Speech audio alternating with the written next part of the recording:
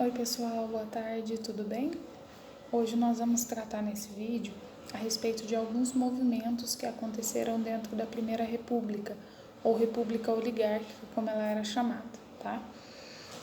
Esse período da história, que vai de 1889 a 1930, ele tem esse nome de Primeira República, República Velha ou República Oligárquica, pelo fato de todo esse período ter ficado na mão de um pequeno grupo que governou de acordo com os próprios interesses.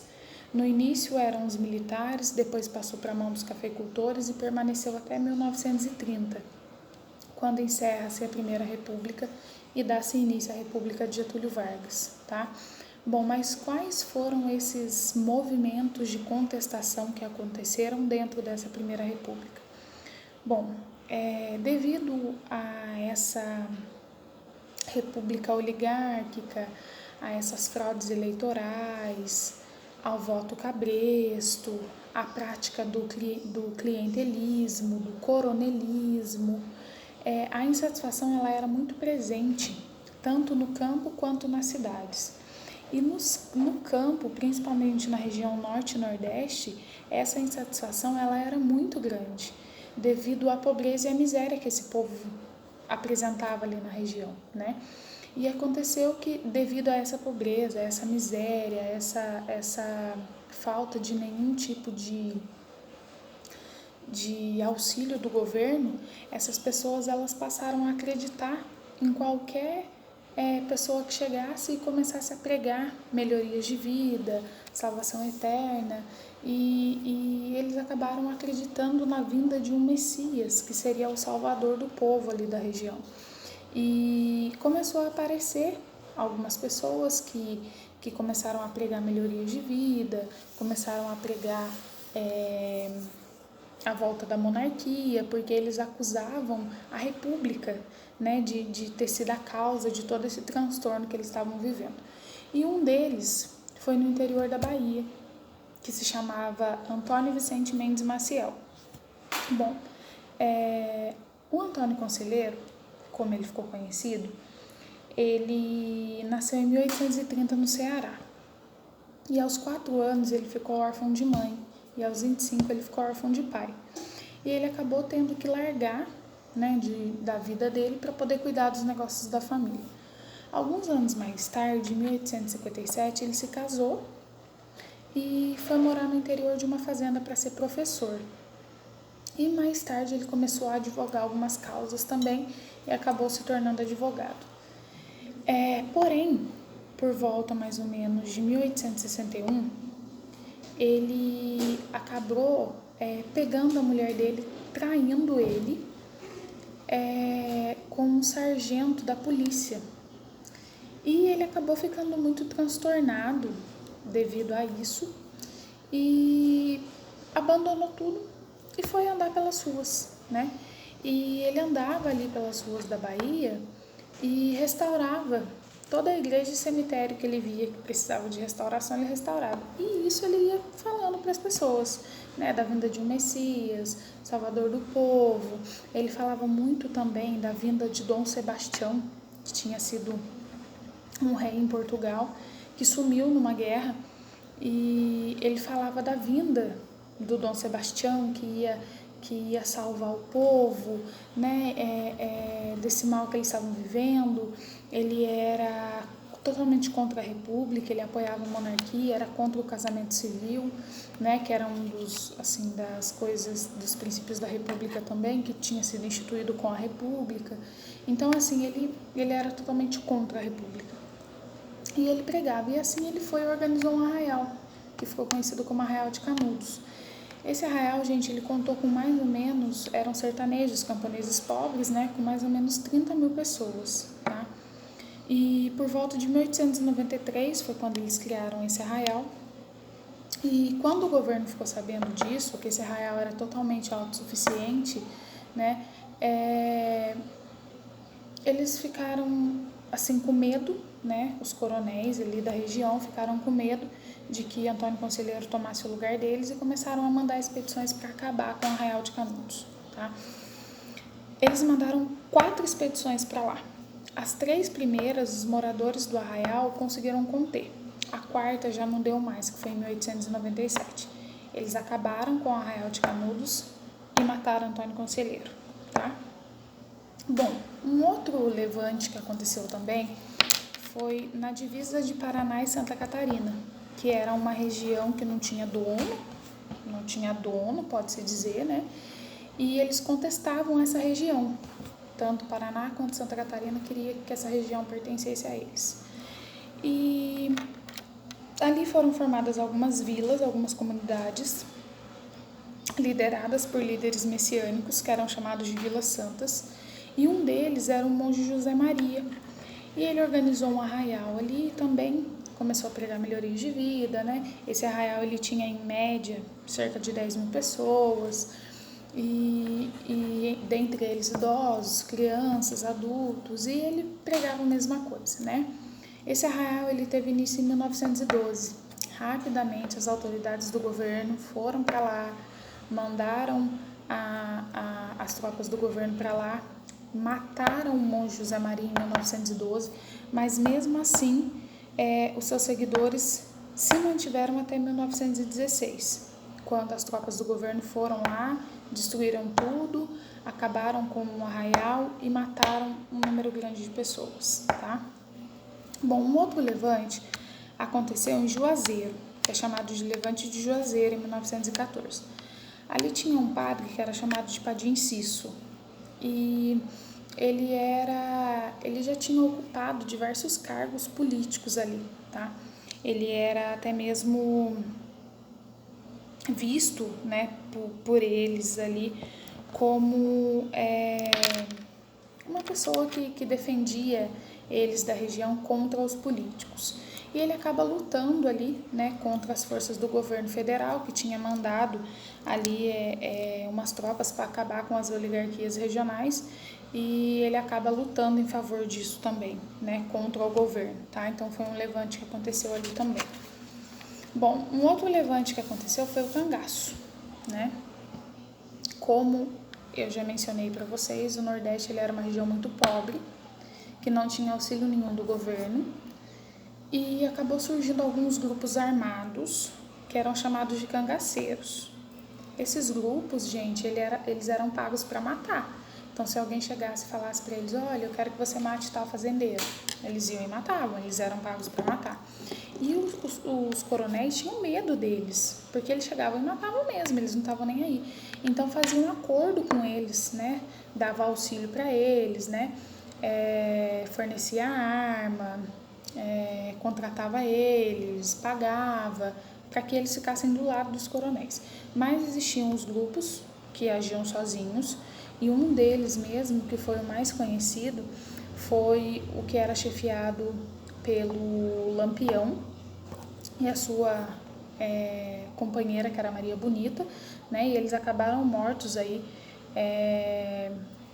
por volta de 1939 pelo governo, tá? Eles tinham cerca aí de 100 homens, né? Era um bando que andava armado, mas eles acabaram sendo mortos aí pelo governo. Mas eles eram vistos pelas pessoas como justiceiros, porque eles roubavam dos ricos e dividiam com os pobres, tá? Então, é um fenômeno bastante conhecido ali também na região do Nordeste, tá? Bom, gente, uma das outras coisas que aconteceu foi que o Rio de Janeiro, né, por ele ser a capital do país na época, ele estava passando por uma fase de modernização. E o presidente da época, que era o Rodrigues Alves, ele começou uma campanha de bota abaixo, que era uma campanha para modernizar o Rio de Janeiro, remodelar para que ele se parecesse com padrões europeus, e uma campanha de saúde também, porque naquela época não tinha saneamento básico, né? Era muito precária a situação. As ruas eram muito estreitas, o porto que recebia as mercadorias ele era muito pequeno, as ruas elas agora que estava começando a chegar a luz elétrica, o telégrafo, o bonde, o telefone, o cinema, então estava em período de industrialização. E para isso, o presidente Rodrigues Alves ele foi e mandou, né, tirar as pessoas das avenidas, mandar para as favelas, para os morros, para poder derrubar os casarões, construir novos edifícios. E uma das coisas que ele fez foi fazer uma campanha de saúde para poder conter algumas epidemias que estavam acontecendo no Rio de Janeiro. Eram 3 epidemias, tá? Primeiro era a varíola, o outro era a febre amarela, e a outra era a peste bubônica. A peste bubônica ela era transmitida pela pulga do rato. A febre amarela ela era transmitida pelo mosquito que hoje transmite a dengue, que é o Aedes aegypti, e a varíola era um vírus, então tinha que ser combatido com algum tipo de vacina. Então eles fizeram essas campanhas. Para poder conter a febre amarela, ele mandou pulverizar as ruas do Rio de Janeiro. Para conter a peste bubônica, ele criou uma política que se chamava política do caça aos ratos, onde a população que levasse rato morto para o governo receberia por isso. Então a população começou a criar rato, para ganhar dinheiro. E a terceira campanha foi uma campanha de vacinação, onde foi obrigatório a vacinação contra a varíola. Então os agentes de saúde iam até as casas das pessoas e vacinavam as pessoas. Porém, acabou acontecendo uma revolta contra isso, que foi conhecido como Revolta da Vacina, que foi em 1904. A população não gostou dessa obrigatoriedade da vacina. Uma porque eles falavam que não sabiam da veracidade, se era verdade, que isso prevenia. E outra porque eles falavam que estava violando o direito da pessoa, dela querer ou não tomar essa vacina. E muitas vezes os homens falavam que as mulheres iam se mostrar para os agentes de saúde quando eles chegassem para poder tomar essa vacina, Ia mostrar assim parte do corpo. E eles não gostaram. Fizeram uma revolta, um motim, Ergueram barricadas no meio das ruas, E durou alguns dias assim a revolta, Teve alguns feridos, Foram cerca assim de 460 pessoas, dentre elas negras, mestiços e pobres, que foram deportadas para o Acre. Alguns feridos, mas acabou que o governo voltando atrás e tirando a obrigatoriedade da vacina. Então se vacinava quem queria, tá? Uma outra revolta que aconteceu também em meio a tudo isso foi a revolta da chibata.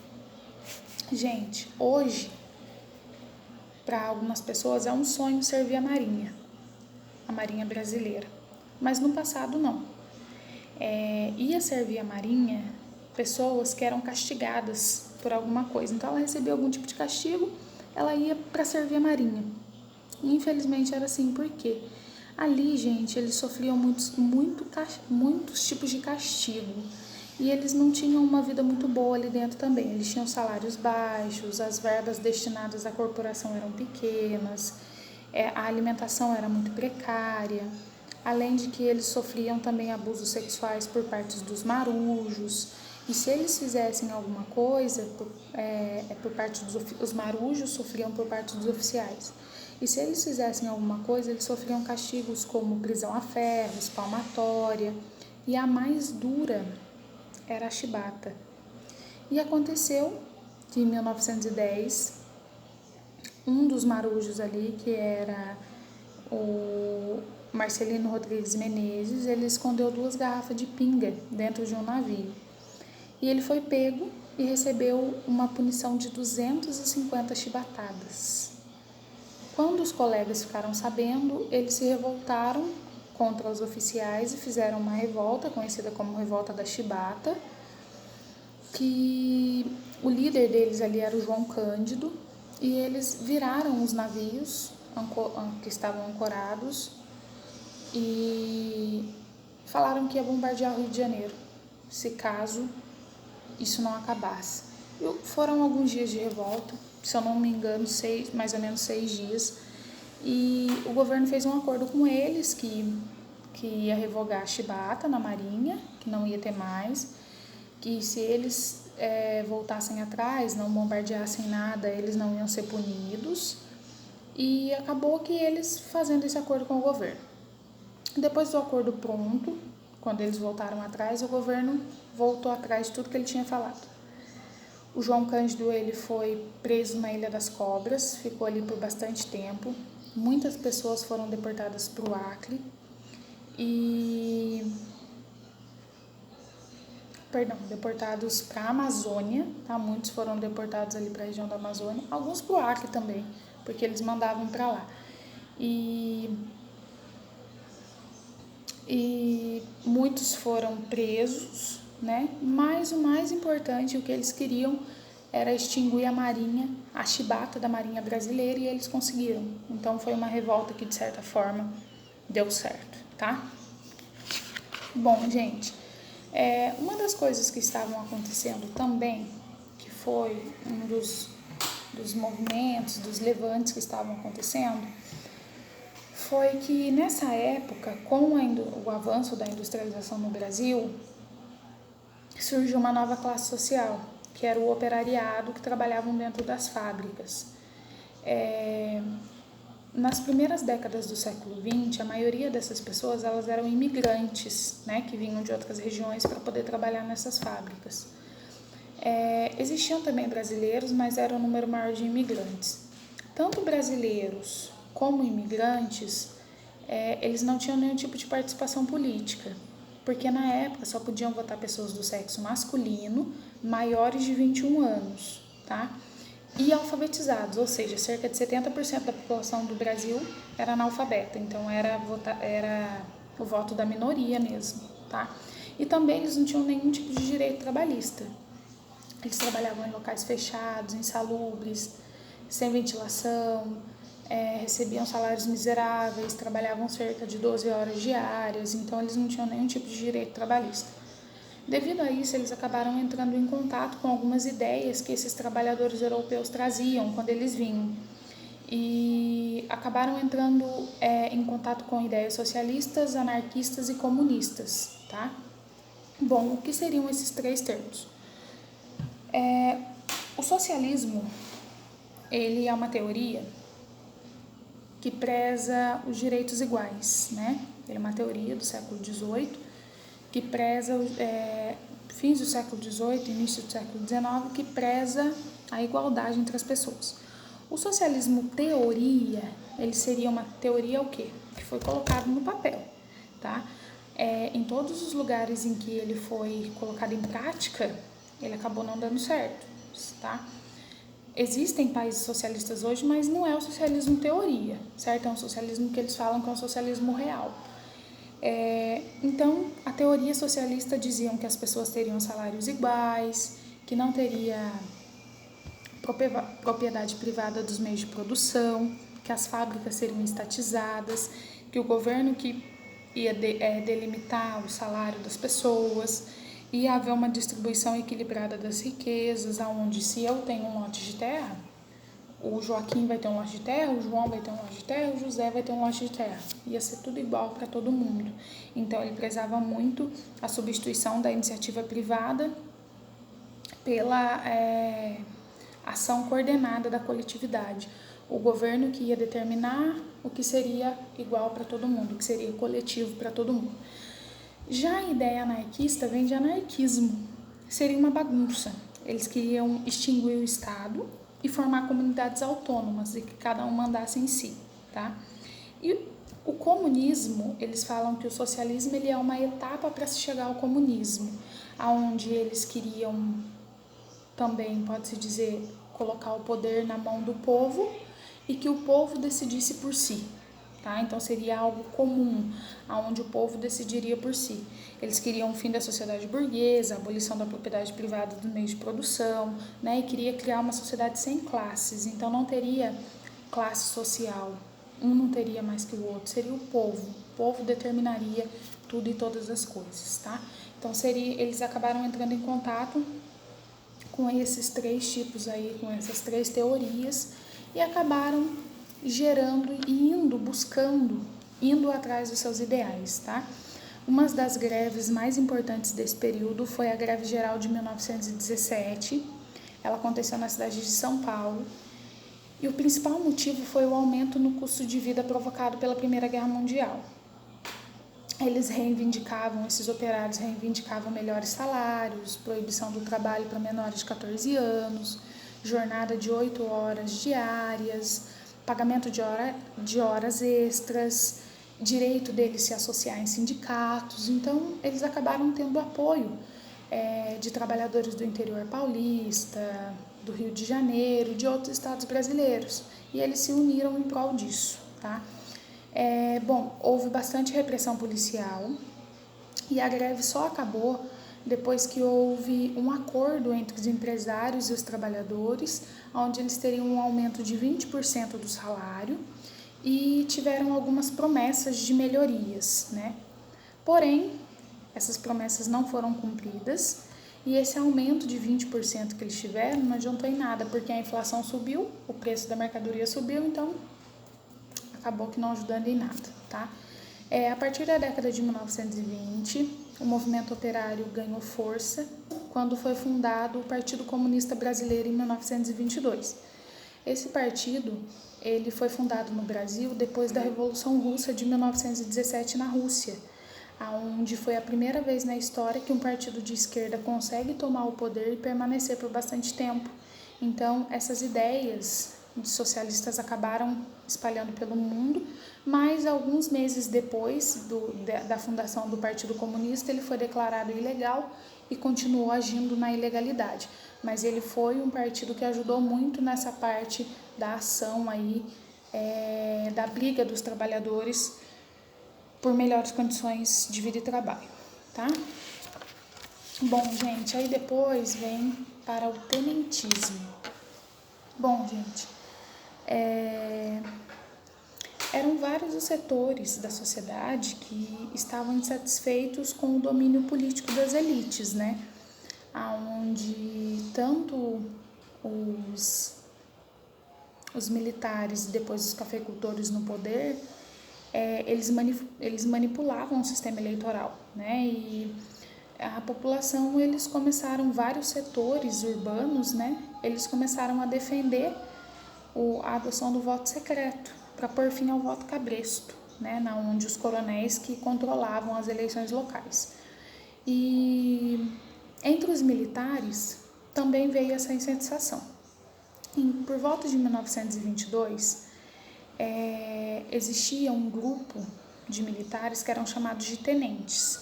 Eles eram jovens de mais ou menos 20, 21 anos que tinham acabado de sair do exército e eles queriam condições melhores, né, para as pessoas. Eles tinham um sonho assim de ter um Brasil melhor.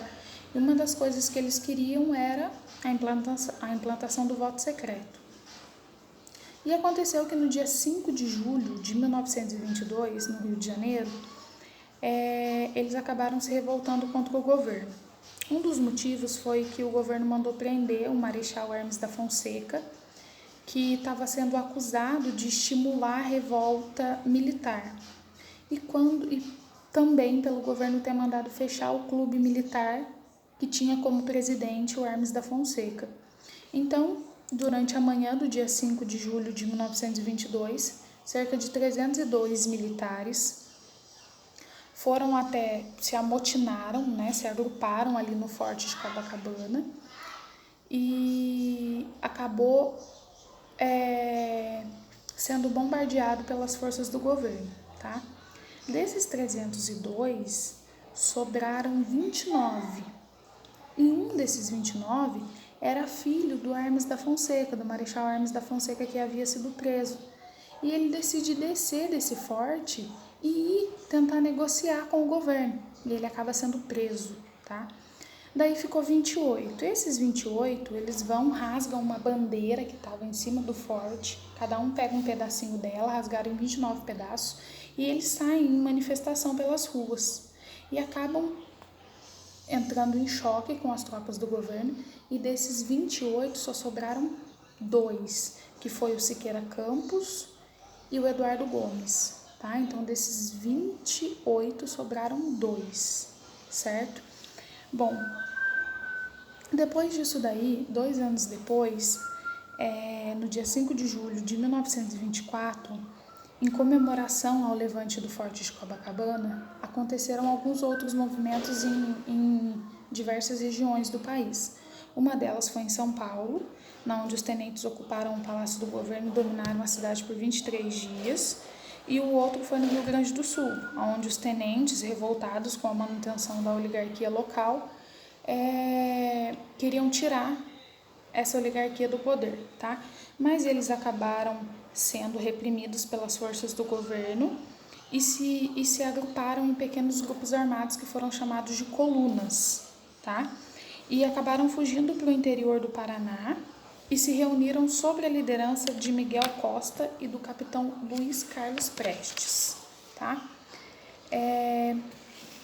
Depois disso daí, gente, eles começaram um movimento que ficou conhecido como Coluna Prestes, aonde essas colunas, que eram esses grupos armados, eles se uniram, né, tanto as colunas paulistas e gaúchas, sob o comando de Luiz Carlos Prestes, e de 1924 a 1927, cerca de 1.500 soldados marcharam 25 mil quilômetros, passando por 11 estados brasileiros, tentando fazer com que as pessoas se revoltassem contra o regime oligárquico, tá?